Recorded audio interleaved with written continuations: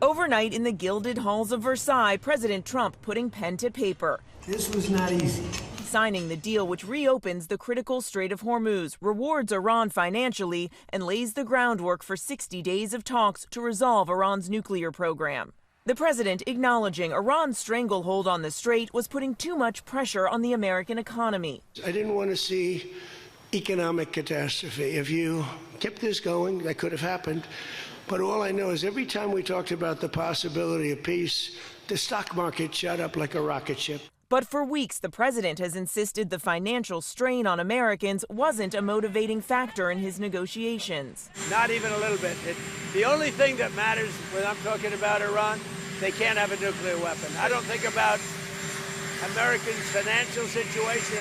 Under the deal, Iran and the country of Oman will administer the strait, something that was not the case before the war. The waterway will reopen toll-free, but it's unclear if that will hold when the 60 days runs out. In return for reopening the strait, Iran will see immediate financial relief. For the first time in years, the U.S. lifting restrictions allowing Iran to freely sell oil. The U.S. also committing to negotiate lifting all sanctions against Iran and the release of billions of dollars in frozen Iranian assets if certain progress is made. It's not our money, it's their money, and we froze it.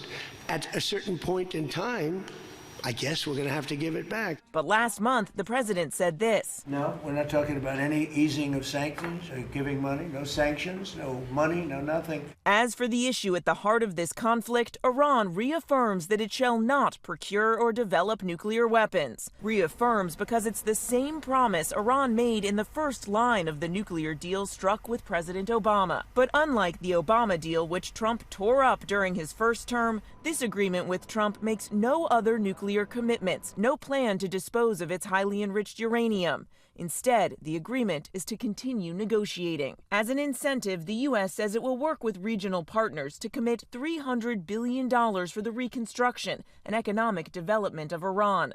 Money Trump insists will not come from American taxpayers.